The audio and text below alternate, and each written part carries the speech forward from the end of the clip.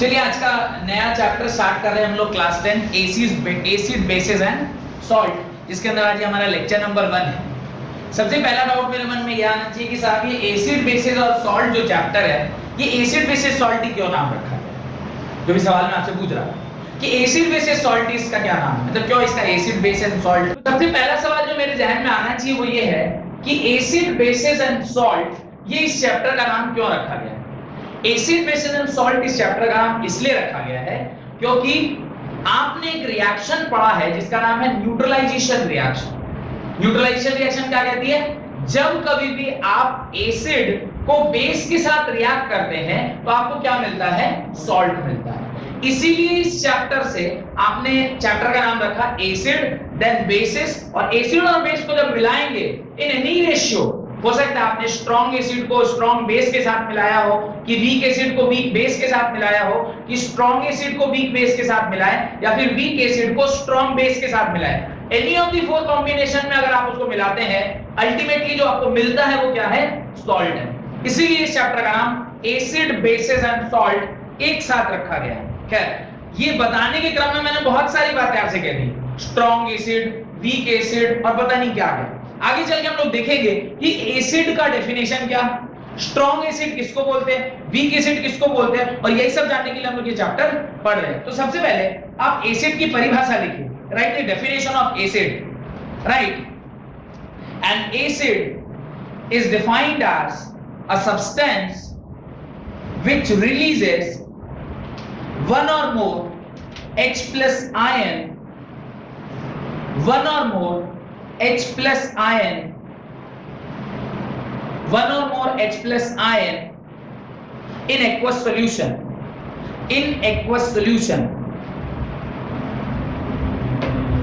An acid is defined as a substance which releases one or more H plus ion in aqueous solution. The ion exists as hydronium ion. The ion exists as hydronium ion. तो जो concept हम पढ़ रहे हैं that is acid का concept है, और कह रहा है एसिड आप उस सब्सटेंस को कहते हैं जिसको जब हम लोग क्या करते हैं? एक्वस सॉल्यूशन में डालते हैं। किसमें डाल रहे हैं? एक्वस सॉल्यूशन में। एक्वस सॉल्यूशन का क्या मतलब होता है? पानी में जब मिलाते हैं तो वो मुझे क्या देता है? H प्लस आयन देता है। इसी H प्लस आयन को क्या बोलते हैं? हाइड्रोनियम आयन बोलते हैं। इसको क्या बोलते हैं? Hydronium ion. H3O plus is known as hydronium ion. इस तरह के सब्सटेंस को हम क्या बोलते हैं? एसिड बोलते हैं। ऐसा कोई भी सब्सटेंस जिसको पानी में आप मिलाइए और वो पानी में मिलते ही आपको क्या दे दें? H प्लस आयन या हाइड्रोनियम आयन दे दे, उसी चीज को आप क्या बोलते हैं? एसिड बोलते हैं। बात समझ में आ गई? अब एसिड क्या है और वो हमारे किस किस काम में आता है? आपने कुछ डे टू डे लाइफ में यूज होने वाले एसिड का नाम सुना होगा। आपने लैक्टिक एसिड सुना होगा। लैक्टिक एसिड कहां पाया जाता है? मिल्क में। Lactic, lacto word is related to milk. आपने एक और एसिटिक एसिड सुना होगा। एसिटिक एसिड कहां पाया जाता है? विनेगर। आजकल तो वो क्या मैगी और चाउमीन ये सब खाने का फास्ट फूड। अच्छा, have you been to a concept known as slow food? Slow food का कॉन्सेप्ट पता है? इंडिया में अब तक नहीं आया। फास्ट फूड तो नाम सुने, have you heard slow food? नहीं सुना। ऑस्ट्रेलिया कभी अगर आप जाएं, ऑस्ट्रेलिया में there is a concept of slow food. What do you mean by slow food? Slow food क्या होता है? आप जिस रेस्टोरेंट में गए, उस रेस्टोरेंट में दिन भर में आपको खाना मिलेगा। फास्ट फूड इज आप गए, ऑर्डर किया, 5 मिनट में आपको मिलेगा, दैट इज फास्ट फूड। गया, फट मिला। What is slow food? हमारे इंडिया में अब तक आया नहीं, इतना समय किसके पास? पर यहां पर भी अभी आया नहीं है, पर धीरे धीरे आएगा। पर जो ऑस्ट्रेलिया जहां पे आबादी कम है, कनाडा जहां पे कम लोग रहते हैं, उस जगह पे स्लो फूड का कॉन्सेप्ट है। What is slow food? आप सुबह सुबह 6 साढ़े 6 बजे पहुंच गए रेस्टोरेंट। रेस्टोरेंट के पीछे उसका फार्म हाउस है। आप गए, फार्म हाउस में जिस चीज की सब्जी आपको खानी है उसको आप स्वयं से तोड़े। सपोज करिए आपको आज कोई भी एक सब्जी का पनीर 2 प्याजा खाना है, तो अभी आपको प्याज चाहिए होगा, हरी मिर्च चाहिए होगी, धनिया पत्ता चाहिए होगा, जो जो उसके इंग्रेडिएंट है उसको आप स्वयं तोड़ के लाएंगे। बैगन की सब्जी तो बैगन आप खुद तोड़ के लाएंगे, तोड़ेंगे उसको, आप उसको धोएंगे, धो के फिर उसको आप देंगे। ये पूरा प्रोसेस ऐसे जाता है। अच्छा भाई इतना स्लो नहीं है, वेरी स्लो फूड नहीं है कि बोले उगा के फिर खाना है, उतना स्लो नहीं है। एटलीस्ट सिर्फ काट के लेके आना है और उसके बाद फिर वो देंगे, साथ साथ आप उसके लगे हुए, वो कटिंग हो रही है, बन रहा है, बन के फिर आपको खाना मिलेगा। That is slow food. Slow food का कॉन्सेप्ट है। खैर फास्ट फूड में विनेगर हम लोग बहुत ज्यादा यूज करते हैं, खास करके जब हम लोग चिली पनीर या चिली रिलेटेड कुछ भी कुछ बना रहे हैं, चाइनीज फूड बना रहे हैं, विनेगर यूज होता है। दैट विनेगर का फार्मूला इज व्हाट, उसका नाम क्या होता है, acetic acid, CH3COH, that is acetic acid. और एसिड आपने कहां सुना होगा, नींबू में कौन सा एसिड पाया जाता है, साइट्रिक एसिड। चींटी में कौन सा एसिड पाया जाता है, टार्टरिक एसिड। ये सारे जो एसिड्स हैं नेचर में मिल रहे हैं हम लोग, और अगर ये नेचर में मिल रहे हैं तो उनके बारे में हमें जानना बहुत जरूरी है। इसलिए ये भी चैप्टर हम पढ़ रहे हैं कि जिस चीज के बारे में हम डे टू डे लाइफ में यूज कर रहे हैं। आपने संतरा खाया, आपने कौन सा एसिड कंज्यूम किया, साइट्रिक एसिड। आपने नींबू खाया, आपने कौन सा एसिड कंज्यूम किया, साइट्रिक एसिड। ये सब कुछ आप खा रहे हैं। कोई लोग चींटी खाते हैं, चींटी नहीं खाते, हाँ, किसी ने चींटी नहीं खाया आज तक। चींटी का अचार you might not have consumed, पर झारखंड में आप रह रहे हैं और आप चींटी का अचार नहीं खाए, फिर क्या खाए? किसी आदिवासी दोस्त से दोस्ती कीजिए। अफ्रीका में इधर अपने झारखंड में मैं कब खाया था, 2002 में खाया था। मेरे आदिवासी दोस्त था, 2002 में मेरे को खिलाया था लाल चींटी का अचार। क्या टेस्टी लगता है। खट्टा होना चाहिए ना, अचार का प्रॉपर्टी खट्टा है। एसिड खट्टा होता है, अचार खट्टा, एसिड खट्टा। तो चींटी में एसिड है, वो भी खट्टा, तो आप उसको खा सकते हैं। नहीं, बहुत टेस्टी होता है। कभी किसी आदिवासी फ्रेंड से दोस्त हो, आदिवासी फ्रेंड मतलब जो आदिवासी उसका हो, माने बहुल इलाका का हो, और उसके घर अगर कभी आप जाइए तो रोटी और चींटी की अचार, सुभान अल्लाह। क्या तो ये चीजें हम खा रहे हैं और उसके बारे में कोई आइडिया नहीं है। टार्टरिक एसिड थोड़ा आप लोग के लिए वो है, जैसे कुछ चीजें ऐसी जो आप नहीं खाए होंगे। अगर मैं ऐसे ऑन रिकॉर्ड बोल दूं, पिग का मांस नहीं खाए हम लोग, खाए बहुत कम लोग खाते हैं, पर कुछ ऐसे रीजन है जहां पे उसको काफी ज्यादा खाया जाता है। आप नहीं खाए, इसलिए ना नहीं मिल रहा है। भेड़, लैम्ब, अब गोट खा रहे हैं तो लैम्ब भी तो खाइएगा, नहीं खाते, कहीं नहीं मिलता है, जहां मिलता है वहां वो अवेलेबल है। सांप, आप अरुणाचल प्रदेश वगैरह जाएं, नागालैंड वगैरह जाएं, कुत्ता नागालैंड में मजे में बाजार में मिलता है। जैसे यहाँ पे हम लोग काटते हैं ना मुर्गा काटा, उधर क्या करता है, कुत्ता काटा। हाँ सही बोल रहा, आपने हंसी मजाक मत सोचिए कि मैंने ऐसे कुछ बोल रहा है, मैं सच बात बता रहा हूँ। तो जो चीज आप नहीं खाएं इसका मतलब वो बनता है, ऐसा थोड़ा बनता नहीं है, वो बनता है, आप नहीं खाएं। कैमल नहीं, सऊदी अरब में सारा आदमी खाली कैमल ही खा रहा है, कुर्बानी देते ना वो लोग कैमल की। नहीं अच्छा, आप लोग भगवती को क्या चढ़ाते हैं, बकरी या बकरा, खस्सी चढ़ाते। क्यों खस्सी चढ़ा रहे हैं, इजीली हमारे यहाँ अवेलेबल है। अब वहां अगर बकरी अवेलेबल नहीं है तो अगर ऊंटी अवेलेबल है तो उसी को चढ़ा देंगे, कुर्बानी देगी, किसी की दे दो, समझ रहे? तो जिसके यहाँ जो अवेलेबल है, ये कुत्ते जिसको जो अवेलेबल है, और फूड तो अवेलेबिलिटी के ऊपर है ना। साउथ इंडिया में लोग ज्यादा पानी वाला या खट्टा सामान क्यों खाते? गर्मी में खट्टा कंजम्पशन करने से शरीर का जो हीट है वो अच्छे से डाइजेस्ट होता है। इस आप देखिए जितने भी साउथ इंडियन होंगे, भात का कंजम्पशन उनका ज्यादा होगा, वो ज्यादा वो सांभर और ये सब खाते हैं। लॉजिक है उसका, जो जिस प्रदेश में रहता है उसी प्रदेश के हिसाब से वो खाना खाता है। और जहां जो अवेलेबल है, आप कलकत्ता में मछली ज्यादा क्यों खाते हैं और मध्य प्रदेश में मछली इतना ज्यादा क्यों नहीं खाया जाता होगा? अरे वो समुद्र से लगा हुआ इलाका है तो वहां मछली ज्यादा खाते हैं लोग। अगर किसी मध्य प्रदेश में खाना होगा या झारखंड में खाना होगा तो उसको आंध्र वाला खाना होगा, आंध्र प्रदेश वाला जो बर्फ वाला मछली होता है। अगर तालाब की अवेलेबिलिटी नहीं है तो तालाब है, फिर तो तालाब का मछली खाइए। तो अल्टीमेटली ये सारी चीजें जो हम कंज्यूम कर रहे हैं ये सब हमारे नेचर में है, और अगर नेचर में कुछ अवेलेबल है और उसके बारे में हमको पता नहीं, बेवकूफी है। तो एसिड में बहुत सारे ऐसे, बेस के भी बहुत सारे एग्जांपल बताऊंगा कि बहुत सारी चीजें हम बेस भी कंज्यूम कर रहे हैं और पता नहीं रहता कि अच्छा इसमें ये था। ओहो, तो एसिड इसलिए भी पढ़ना बहुत जरूरी है कि जो चीज आप खा रहे हैं उसका क्या चीज से बना हुआ है वो जानना भी हमें बहुत जरूरी है। डन। तो आगे लिखिए एसिड। तो एसिड का जो डेफिनेशन है वो ये है कि दुनिया का कोई भी चीज, एनी सब्सटेंस, कंपाउंड और मॉलिक्यूल व्हिच विल रिएक्ट कराएं या इसको उसमें डिसॉल्व कराएं, वो जब एक्वस सॉल्यूशन बनाएगा। एक्वस सॉल्यूशन माने पानी। एक्वा वर्ड मतलब होता है पानी। The word aqua means water. आप एक्वा वर्ड कहां-कहां सुने हैं? एक्वा वर्ड आपने एक्वेरियम में सुना होगा, एक्वा वर्ड आपने एक्वागार्ड में सुना होगा। एक्वा वर्ड जहां भी आए मतलब वो पानी है। It is the scientific name of water. तो एक्वस सॉल्यूशन में जब आप किसी एसिड जैसे सब्सटेंस को डालेंगे वो आपको क्या देगा? H+ आयन या फिर हाइड्रोनियम आयन। अब मेरे मन में एक डाउट आना चाहिए, सर H+ आयन क्या हो रहा है? ये तो थोड़ा बहुत भी समझ में आ रहा है। ये हाइड्रोनियम आयन आप क्या बोलते हैं? H+ आयन तो फिर भी समझ में आ रहा है। H+ क्या है बताओ? HCl को जब आप एक्वस सॉल्यूशन में डालिएगा ये डिसोसिएट होगा तो क्या देगा? H+ aqueous plus Cl minus aqueous.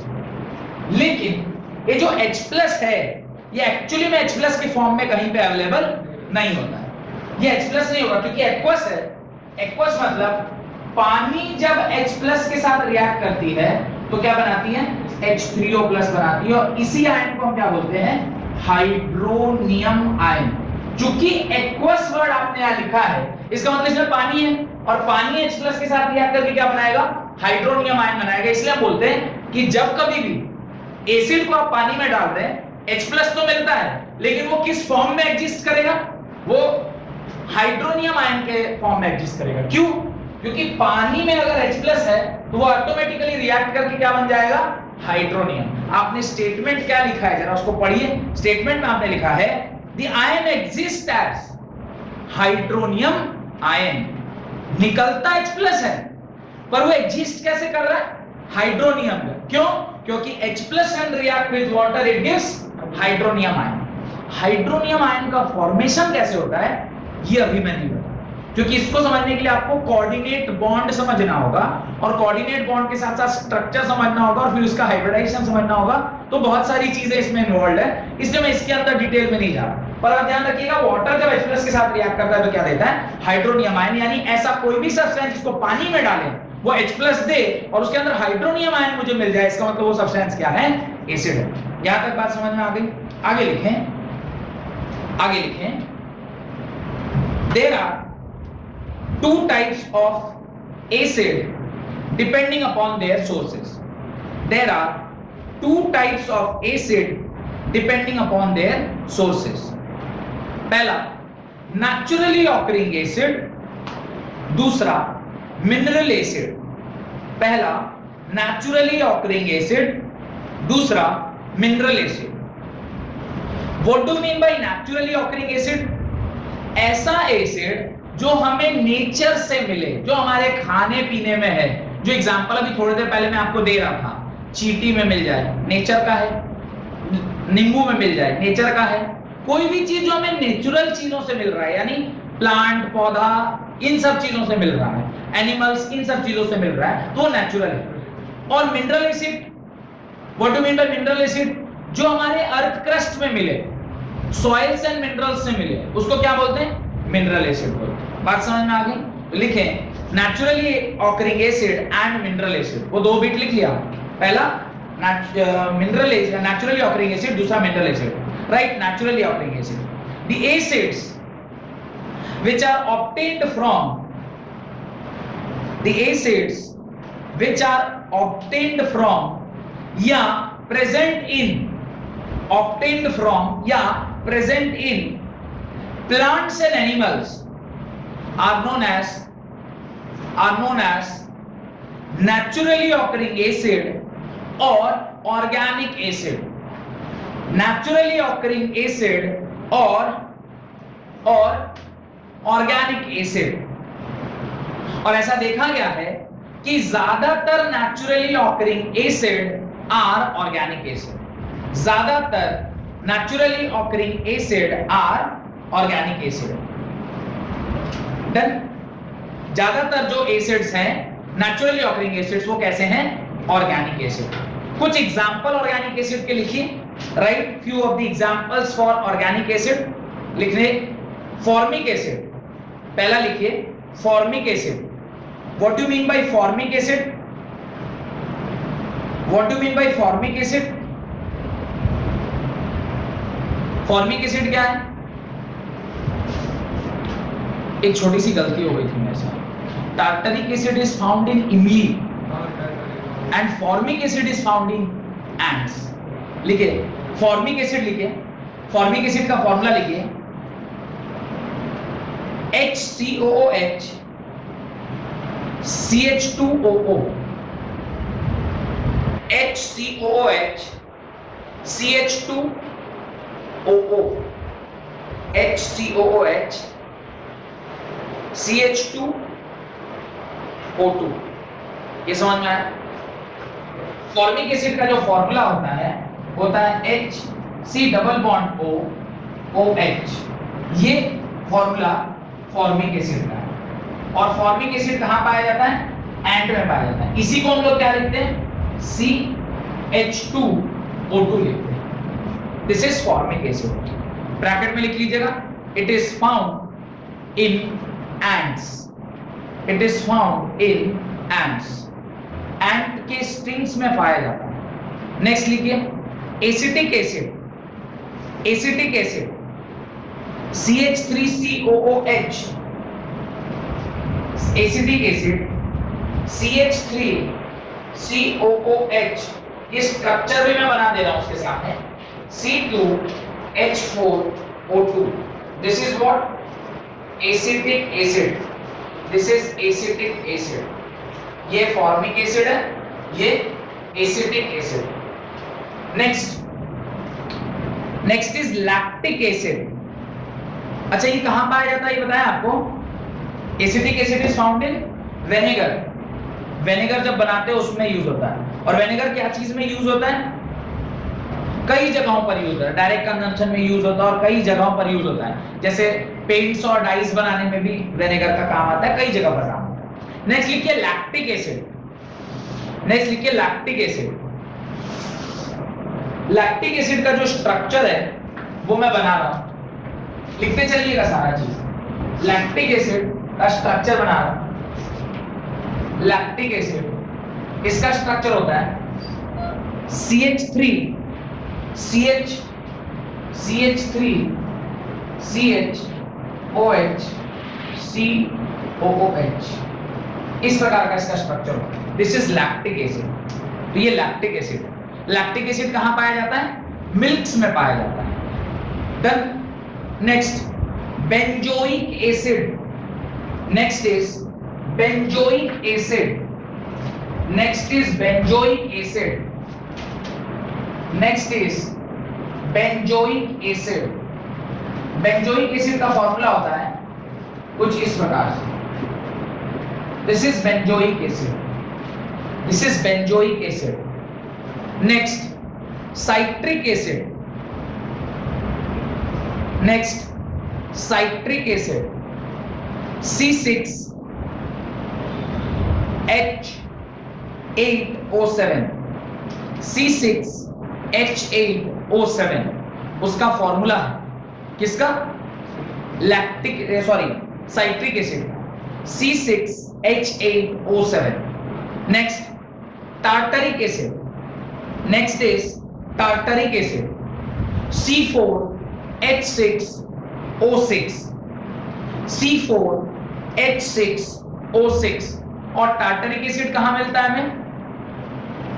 Tartaric acid इमली में। टार्टरिक एसिड इमली में। और एंट्स में क्या मिलता है? Formic acid. ध्यान रखिए। Oxalic acid. Oxalic acid. Oxalic acid का स्ट्रक्चर देखिए। Oxalic OX। ऑक्सैलिक एसिड, इसका स्ट्रक्चर होता है COOH सिंगल बॉन्ड COOH। ये इस तरह का इसका स्ट्रक्चर होता है ऑक्सैलिक एसिड का। तो कुल मिला के इतने सारे एसिड्स, ये सारे क्या हैं? These all are organic acid, या इसी को हम क्या बोलते हैं? Naturally occurring acid. नेक्स्ट लिखिए, right, mineral acids, the acids which are obtained from rocks and minerals, the acids which are obtained from rocks and minerals, rocks और minerals से जो एसिड हमें मिलता है उसको क्या बोलते हैं? Mineral acid. जो रॉक्स एंड मिनरल्स से हमें मिलता है उसको क्या बोलते हैं? Mineral acid. Example mineral acid का लिखते चलिएगा, ये सारा मिटा रहा हूं मैं, जो सारे एसिड्स के नाम मैंने लिखे हैं विद स्ट्रक्चर, इसको मैं मिटा दूं। अब मिनरल एसिड का हम लोग एग्जांपल लिखते हैं। सबसे पहला carbonic acid, first is carbonic acid. Carbonic acid का एग्जांपल फॉर्मूला क्या होता है? H2CO3, H2CO3, this is carbonic acid. Next hydrochloric acid, hydrochloric acid, hydrochloric acid ये होता है HCl। Next is sulphuric acid, next is sulphuric acid H2SO4। Next is nitric acid, next is nitric acid, nitric acid is HNO3, HNO3। Next is phosphoric acid, phosphoric acid, phosphoric acid is H3PO4। ये सारे जो acid हैं ये किसके example हो गए? ये सारे के सारे ये आपके मिनरल एसिड के एग्जांपल हो गए। अब देखिए, एसिड वो जो H+ दे, एसिड वो जो H+ दे, आपने पहले के भी सारे एग्जांपल देखे हैं, उसमें भी H सब जगह प्रेजेंट था, यहां पे भी जितना है सब में H प्रेजेंट है। अगर ये डिसोसिएट करेगा, क्या देगा? ध्यान से देखिए, ये देगा twice of H plus CO3 2-। ये डिसोसिएट करेगा, ये देगा H प्लस Cl-। ये डिसोसिएट करेगा twice of H plus SO4 2-। H plus NO3-। This is thrice of H plus PO4 3-। इस प्रकार से ये सारे एसिड टूट रहे हैं और टूटने पर आपको क्या मिल रहा है? H+ मिल रहा है। अगर ये एक्वस सॉल्यूशन होता तो ये H+ वाटर के साथ रिएक्ट करके क्या बना लेता? हाइड्रोनियम आयन बना लेता। तो मुझे समझ में आ रहा है कि ये सारे के सारे एसिड हैं। क्यों? क्योंकि सब में मुझे क्या ऑब्टेन हो रहा है? H+ ऑब्टेन हो रहा है। बात समझ में आ गई? तो ये जो मैंने डिसोसिएट करके लिखा है उसको उसी के बगल में या नीचे अगर आपके जगह है तो उसको एडजस्ट करिए, राइट, उसको लिखिए।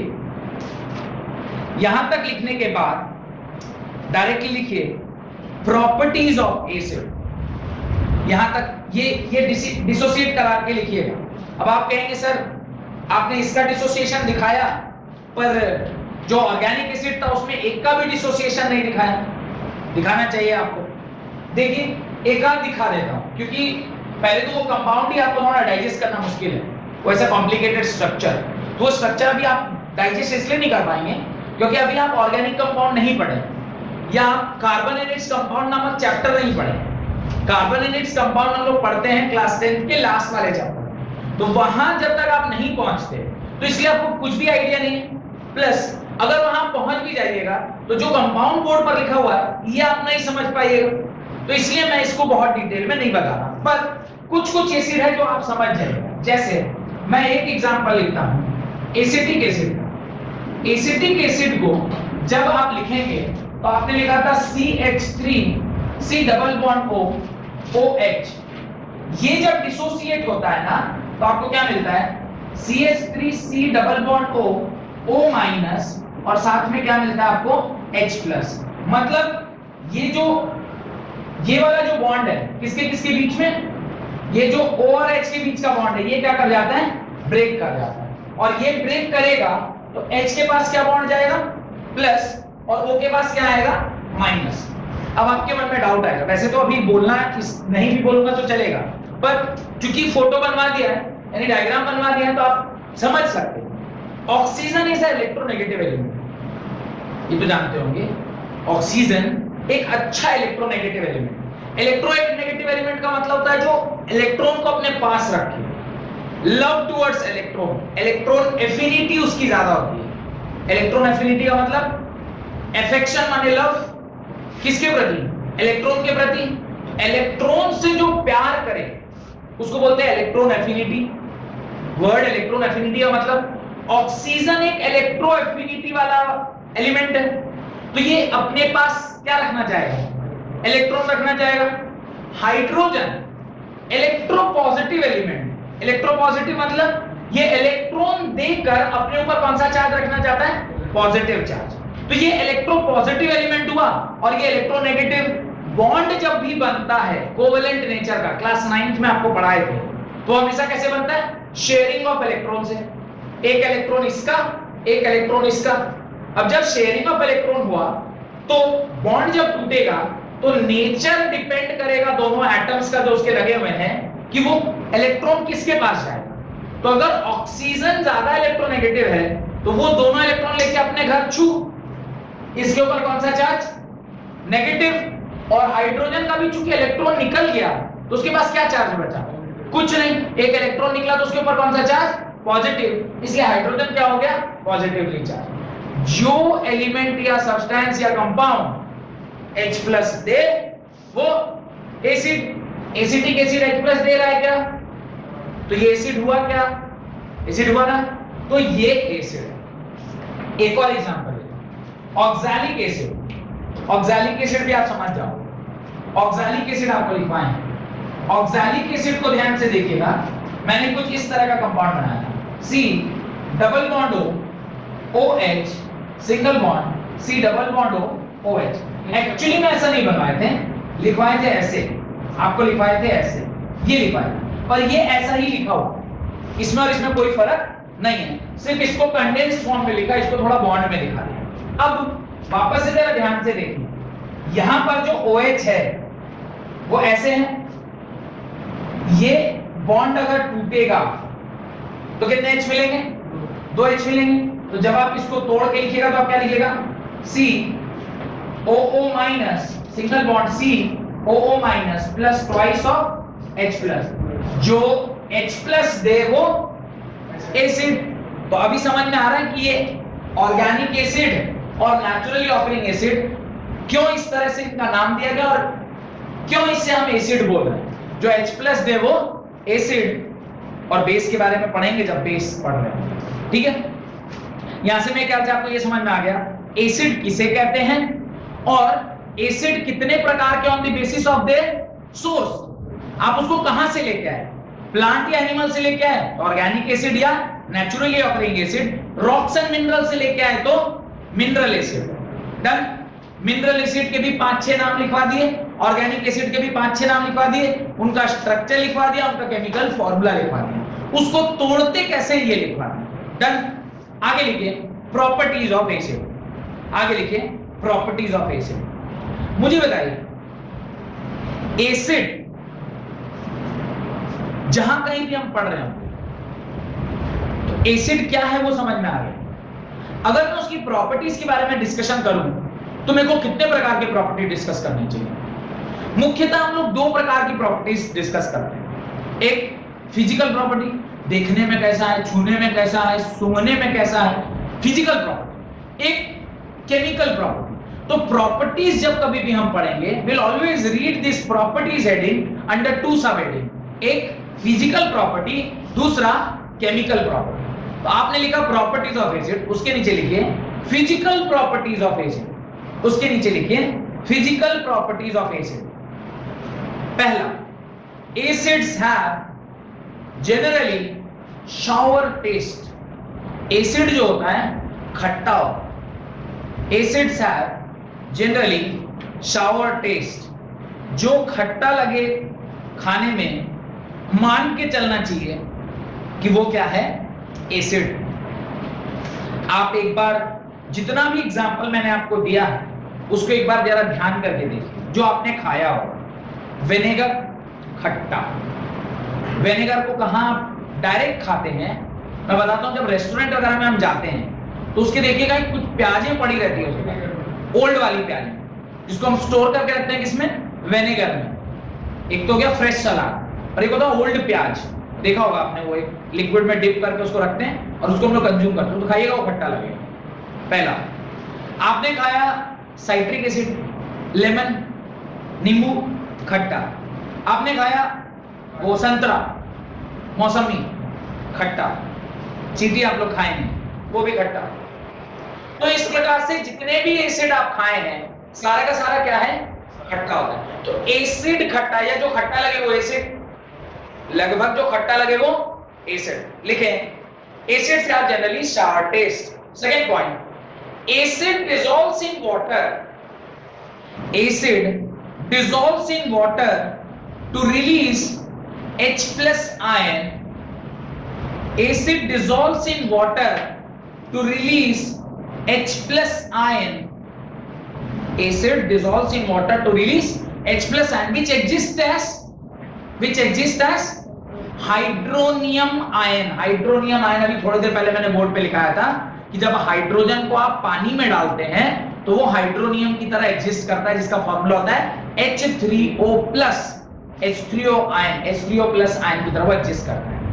और तीसरा और सबसे महत्वपूर्ण point, asset turns blue litmus, asset turns blue litmus red, comma phenolphthalein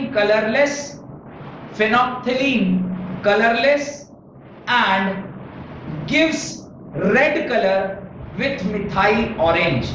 मैं वापस एक बार रिपीट कर रहा हूं, asset turns blue litmus red, comma phenolphthalein colorless and gives red color with methyl orange। ये क्या बात सर आप बोल रही है? तीसरा वाला पॉइंट तो एकदम ही कुछ समझ में। लैब्स वगैरह जाने का मौका आपको अभी नहीं मिला होगा। 9th में जब आप थे तो साल भर स्कूल का दर्शन आप नहीं कर पाए, क्योंकि पहली बार लेबोरेटरी अगर हम लोग कभी जाते हैं तो 9वीं कक्षा में जाते हैं, मुश्किल था। 10th क्लास में जाते हैं तो देखिए अब कब जाते हैं।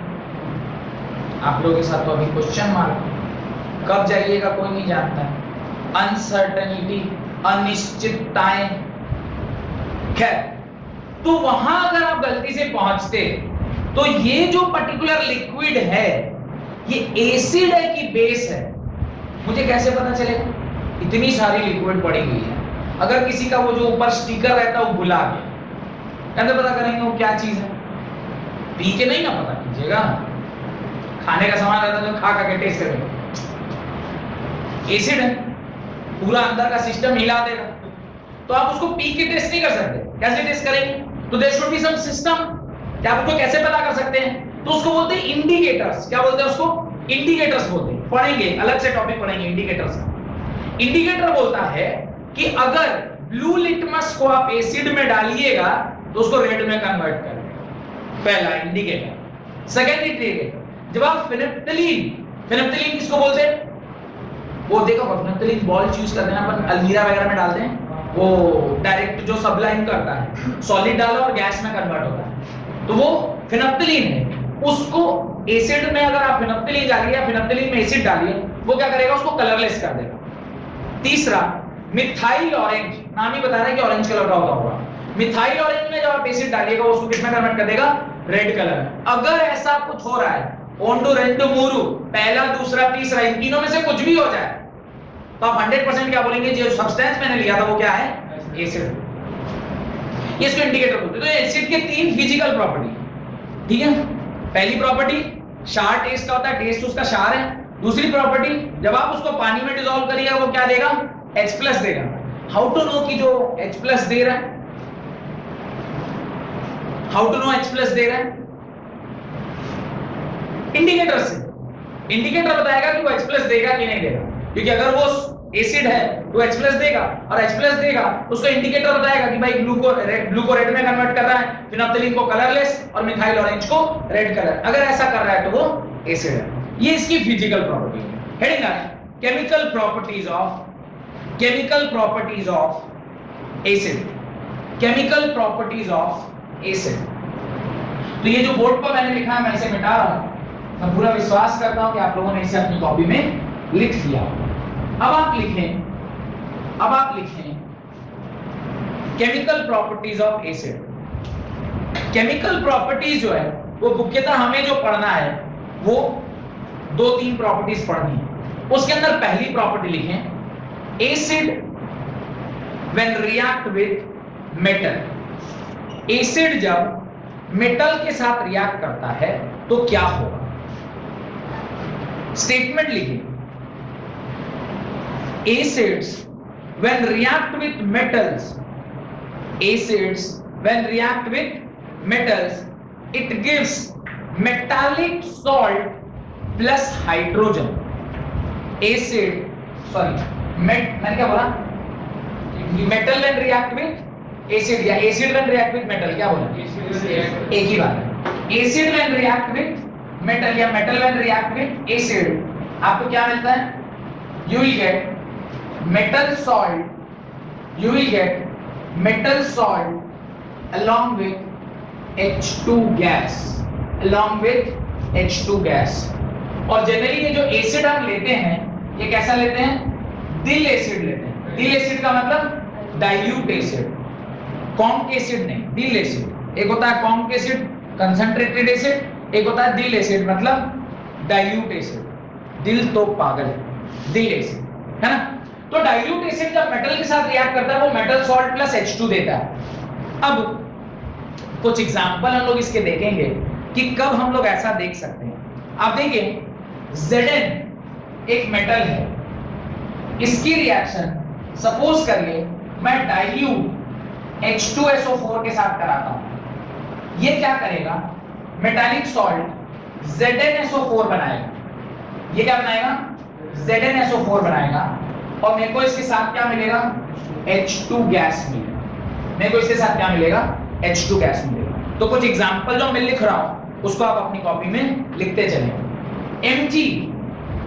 Mg इसको जब HCl कैसा डाइल्यूट HCl के साथ रिएक्ट कराएंगे तो आपको क्या मिलेगा? MgCl2 साथ में क्या मिलेगा? H2 gas.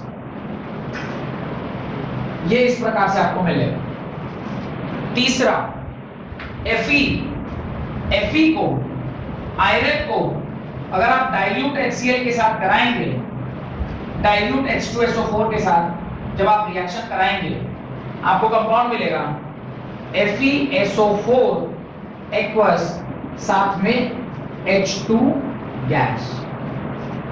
यहां तक कोई डाउट है तो पूछिए, नहीं?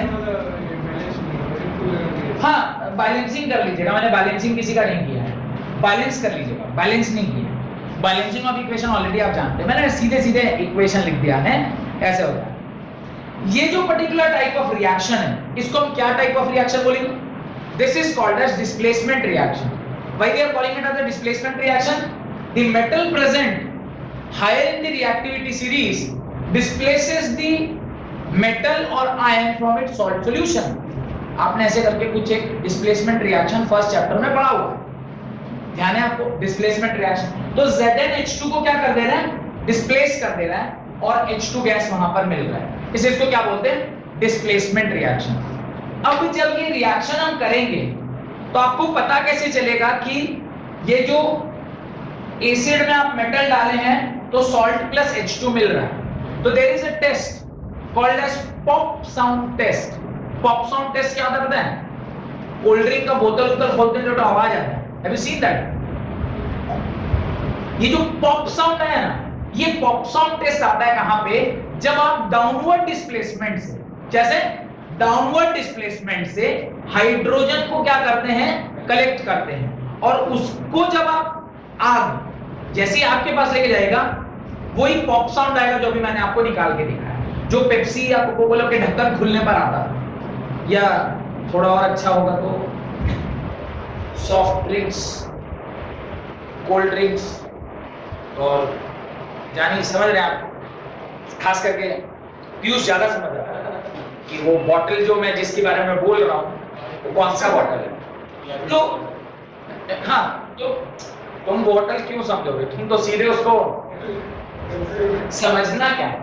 तो उन सारे बॉटल यानी फीस वगैरह के बारे में तुम क्या सोचोगे, फीस के बारे में ठीक है, उसके अलावा कुछ नहीं। तो उस सारे बॉटल्स को जब आप खोलते हैं तो जो आवाज आती है बॉटल के खोलने की, डोंट दैट फिश साउंड जो है, not that sound, that is due to some other reason, पर ये जो वो जो बॉटल के खुलने की आवाज है that is only called as pop sound. और वो तब आता है जब आप वो डाउनवर्ड डिस्प्लेसमेंट से, आपने देखा होगा डाउनवर्ड क्लास 9 में आपने पढ़ा होगा एक्सपेरिमेंट में, वो डाउनवर्ड डिस्प्लेसमेंट से यू कैन कलेक्ट गैसेस और गैस, अच्छा डाउनवर्ड डिस्प्लेसमेंट से ही हम H2 को क्यों कलेक्ट कर पाएंगे, H2 is a lighter gas, तो जब आप उसको कलेक्ट करेंगे ना तो वो ऊपर की ओर जाएगा, उसकी टेंडेंसी होती है ऊपर जाने की because it is a lighter gas, तो आप उसको डाउनवर्ड डिस्प्लेसमेंट से कलेक्ट कर सकते हैं, क्योंकि जो हवा होगी वो नीचे आ जाएगी और जो H2 होगा वो ऊपर जाके जमा हो जाएगा, और उसको जब आप वो टेस्ट ट्यूब को जब आप उठाएंगे और उसके सामने लाइटर लेके जाएंगे पॉप साउंड आएगा, और द मोमेंट पॉप साउंड आया आप क्या समझेंगे कि ये पक्का कहीं ना कहीं मेटल को हमने एसिड में डाला था इसलिए हमें क्या मिला,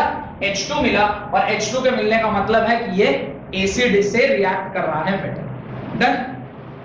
तो ये आपने लिख लिया कि डिस्प्लेसमेंट नेचर रिएक्शन जो है वो डिस्प्लेसमेंट नेचर की है।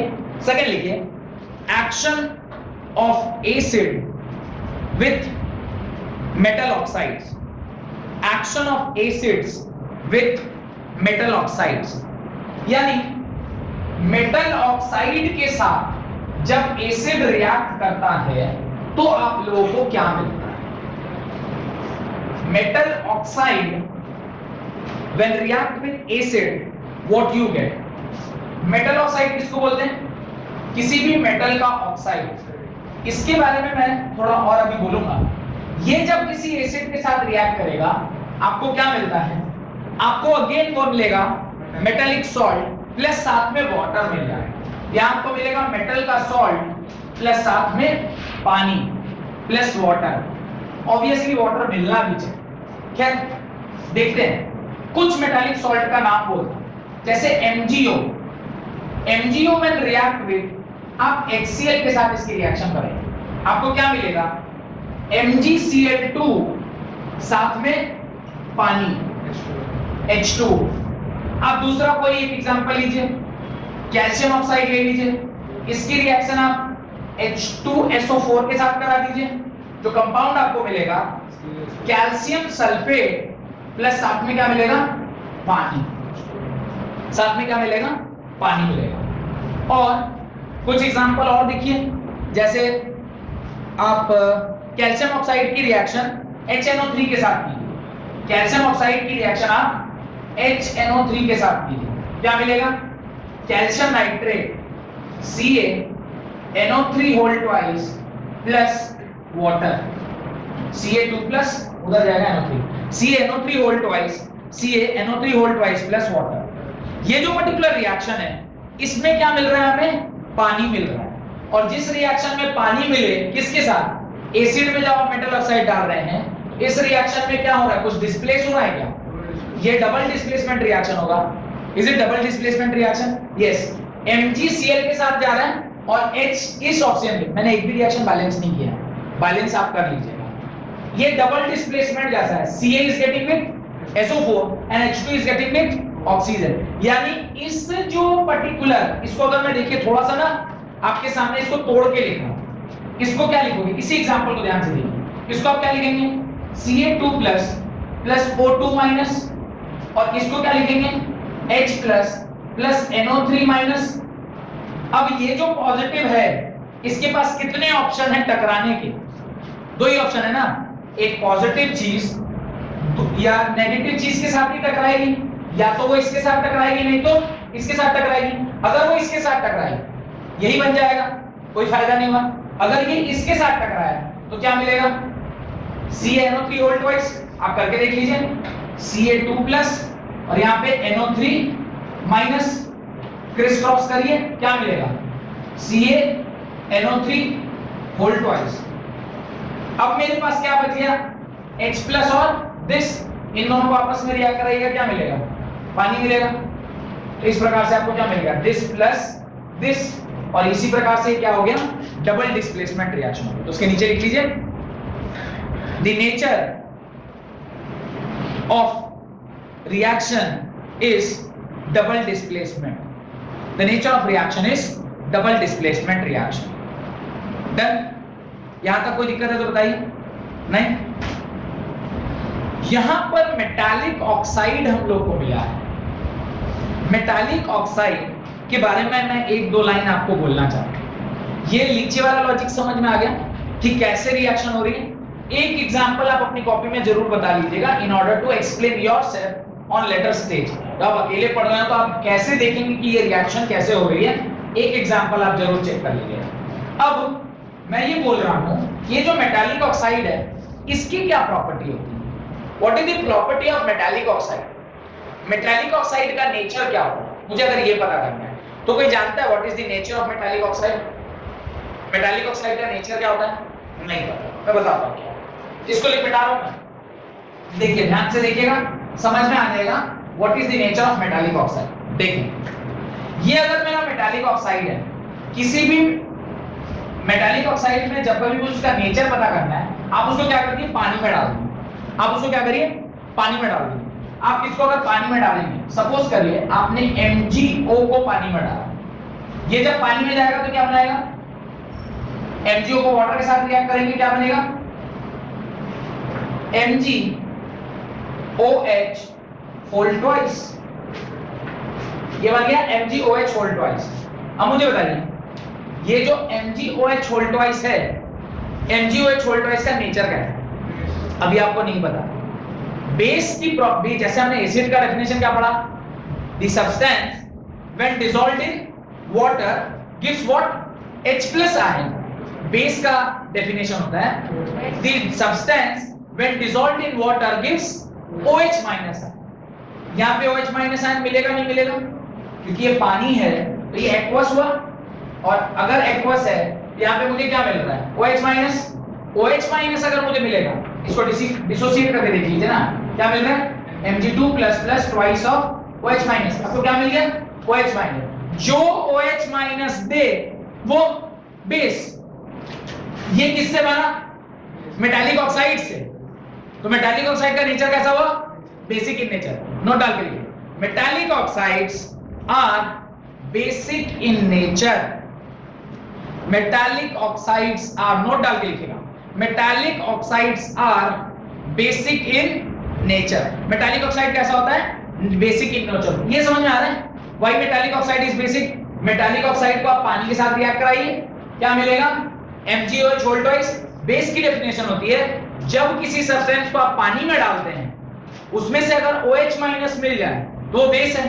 तो ये इसको आप डिसोसिएट करेंगे, आपको क्या मिल रहा है, OH- यानी ये बेस है। और ये किससे मिला, मेटालिक ऑक्साइड से। तो मेटालिक ऑक्साइड कैसा हो गया, बेसिक नेचर का हो गया। इसलिए हमने वो नोट डाला, metallic oxides are basic in nature. ये याद भी रहना चाहिए आपको, सवाल पूछ लेते हैं मेटालिक ऑक्साइड का नेचर कैसा होता है, option basic, acidic, neutral, none of this, basic nature हो। डन? कोई दिक्कत? तीसरी प्रॉपर्टी लिखिए, एसिड्स। अरे वो आपने अभी इसके ऊपर वाला जो हेडिंग डाला था, स्टेटमेंट लिखा है कि acids when react with metallic oxide it gives metallic salt plus water. ये स्टेटमेंट लिखे हैं, चलिए ये इसके साथ स्टेटमेंट भी लिख लीजिएगा, वो स्टेटमेंट जरूर लिख लीजिएगा। उसके नीचे लिखिए एक्शन, या मैंने कुछ और बोल दिया, नहीं कुछ बोल, action of acid with metal carbonate and metal bicarbonate. Action of acid with metal carbonate and metal bicarbonate and metal bicarbonate। आप मेटल कार्बोनेट या मेटल बाइकार्बोनेट के साथ इसकी वो कर रहे हैं, रिएक्शन करा रहे हैं। ध्यान से देखिएगा, पहले ना कार्बोनेट्स के लिए लिखा, वैसे कोई फर्क नहीं पड़ता, कार्बोनेट्स के लिए देखिए, बाइकार्बोनेट्स के लिए। कार्बोनेट किसको बोलते हैं, Na2CO3, जिसमें CO3 आ जाए वो कार्बोनेट आयन ना, कार्बोनेट आयन पढ़े ना, CO3O-, CO3 कार्बोनेट आयन। तो ये Na2CO3, इसकी रिएक्शन वो किससे करने कह रहा है, इसकी रिएक्शन सपोज करिए वो कह रहा है HCl से करो। जब आप इसकी रिएक्शन HCl से करेंगे आपको क्या मिलेगा NaCl, साथ में क्या मिलेगा, ध्यान से देखिएगा, आपको मिलेगा H2CO3। क्या मिल रहा है आपको? H2CO3। H2CO3 जब डिसोसिएट करेगा मिलेगा वाटर प्लस कार्बन डाइऑक्साइड। देखिए H2CO3 water plus carbon dioxide, H2O water, CO2 carbon dioxide, H2CO3 water. यानी whenever metal carbonate when react with acid, it gives metal salt plus water plus carbon dioxide gas। ये आप अपनी copy में लिखिए।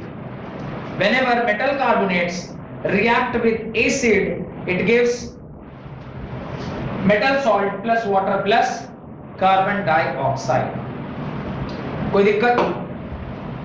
No problem. अब इसका एक example और लिखते हैं।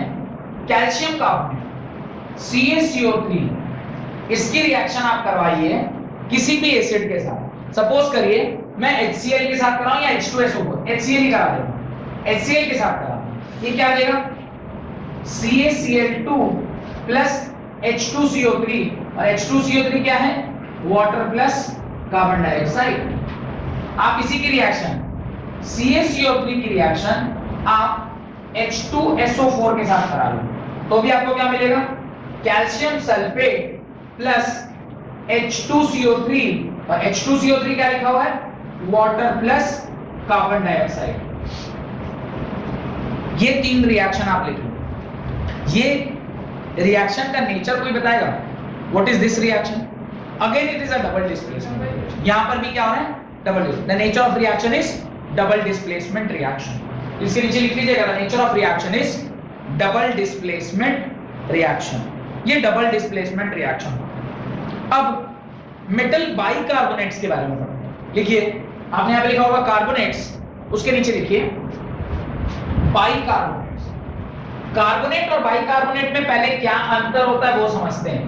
तो ये सब कुछ लिख लिया ना आप लोगों ने, मैं मिटा रहा हूं, मिटा। देखिए बाइकार्बोनेट किसे बोलते हैं उसको जरा ध्यान से देखिएगा। बाइकार्बोनेट किसे बोलते हैं उसको ध्यान से देखिएगा। बाइकार्बोनेट मतलब Na+1 CO3 2- होता है। अगर इसकी रिएक्शन हम H+ के साथ करा दें, CO3 2- की रिएक्शन H+ से करा दें, क्रॉस मल्टीप्लाई करिए, HCO3 -1, क्या हुआ, इसके CO3 जो कार्बोनेट था इसके पास दो नेगेटिव चार्ज, दो नेगेटिव चार्ज अगर उसके पास है तो दो पॉजिटिव चार्ज वो एक्वायर करेगा। अगर वो ये क्रिस क्रॉस वाला सिस्टम नहीं काम करेगा यहाँ पे, क्योंकि क्रिस क्रॉस है तो फॉर्मूला बदल जाएगा। यहाँ पे जो सिस्टम काम कर रहा है वो ये है कि इस CO3 2- को दो पॉजिटिवली चार्ज कैटायन चाहिए। एक H+ मिल गया तो इसका एक चार्ज कम हो गया और एक कैटायन इसको फुलफिल कर दिया। अब इसकी रिएक्शन अगर सपोज करिए आप सोडियम प्लस के साथ करते हैं, अब ये माइनस ये प्लस, ये माइनस और ये प्लस, ये जब आपस में क्रिस क्रॉस करेगा तो क्या मिलेगा, NaHCO3। Na2CO3 is carbonate, NaHCO3 is bicarbonate। Bicarbonate मतलब कार्बोनेट में दो अलग अलग कैटायन लगे हुए हैं, एक हाइड्रोजन दूसरा मेटल। कौन सा मेटल, कोई भी मेटल, जिस मेटल का बाइकार्बोनेट होगा, sodium bicarbonate, magnesium bicarbonate, sorry potassium bicarbonate, any element जिसका पॉजिटिव वन चार्ज उसका बाइकार्बोनेट बना सकते हैं, कोई दिक्कत? तो बाइकार्बोनेट्स की हम बात करें तो NaHCO3 इज अ बाइकार्बोनेट। इसकी रिएक्शन जब आप किसी भी एसिड से कराते हैं, सपोज आपने डाइल्यूट H2SO4 के साथ इसका रिएक्शन कराया, आपको क्या मिलेगा, ध्यान से देखिए, sodium plus sulphate Na2SO4 plus आपके पास क्या मिल गया HNCO3। यहाँ पे देखिएगा थोड़ा बैलेंसिंग का चक्कर आता है, ये 2 टाइम्स हो जाएगा और 2 टाइम्स होगा तो यहाँ पे 4H और ये जो ऑक्सीजन है वो थोड़े ज्यादा नंबर में मिलेंगे, 6 मिलेंगे, तो यहाँ पे 2 टाइम्स वाटर मिलेगा और साथ में 2 टाइम्स कार्बन डाइऑक्साइड। बैलेंसिंग का चक्कर है, नहीं तो अल्टीमेटली आपको मिला क्या bicarbonate when react with acid it gives metallic salt plus पानी प्लस कार्बन डाइऑक्साइड। यहाँ पर भी वही होगा, ये वाला कॉन्सेप्ट मैं अलग से लिख रहा हूँ यहाँ पे, और यहाँ पे भी ना क्रिस क्रॉस काम करेगा ही। कैसे करेगा मैं बताता हूँ। यहाँ में से तो एक ही काम में आएगा, तो यहाँ पे तो 1 हुआ और यहाँ 1 हुआ, 1 1 कैंसिल हो गया। ये 2 में से तो एक ऊपर ही छोड़ रहे हैं ना, एक काम में आया तो यहाँ 1 और यहाँ 1 कैंसिल हो जाएगा। यहाँ पे भी क्रिस क्रॉस काम करेगा। इसको क्या लिखेंगे, ये लिखेंगे metal bicarbonate when react with acid it gives metal salt plus पानी प्लस कार्बन डाइऑक्साइड। कोई दिक्कत? ये कैसा रिएक्शन है? This is also double displacement reaction. Revise करा रहा हूं, 3 चीजें आज हम लोग प्रॉपर्टीज, केमिकल प्रॉपर्टीज में पढ़े हैं। पहला, मेटल जब एसिड के साथ रिएक्ट कर रहा है, ध्यान दीजिएगा सिर्फ मेटल है Zn, react with acid HCl, कुछ नहीं था, सीधे मेटल था तो आपको मेटालिक सॉल्ट प्लस H2 मिला। सेकेंड, आपने उस मेटल का ऑक्साइड बनाया और उसको जब एसिड से कराया, मेटल प्लस जो एसिड का एनायनिक पार्ट है वो तो सॉल्ट बना लिया, इसका H प्लस और इसका ऑक्सीजन मिलके पानी बना लिया। इसलिए आप पढ़े metal oxide when react with acid it gives metallic salt plus water. एक ऑक्सीजन था, इधर क्या मिल गया, पानी मिल गया। तीसरे में आपने पढ़ा कि कार्बोनेट और बाइकार्बोनेट जब आपस में रिएक्ट कर रहे हैं तो क्या हो रहा है, कार्बोनेट या बाइकार्बोनेट में क्या प्रेजेंट था, CO2, ये कार्बन डाइऑक्साइड होगा ना, इसमें CO3 है, तो अगर CO3 है तो CO2 मिलेगा और उधर का H प्लस और इसका एक ऑक्सीजन मिलके क्या बना लेगा, पानी बना लेगा। इसलिए आपने लिखा मेटल कार्बोनेट या metal bicarbonate when react with acid it gives metallic salt plus water plus carbon dioxide. यहां तक समझ में आ गया। The nature of reaction is again displacement reaction. अगली क्लास में स्ट्रॉन्ग एसिड किसको बोलते हैं और वीक एसिड किसको बोलते हैं, इसको हम लोग पढ़ेंगे। तब तक के लिए बहुत बहुत धन्यवाद।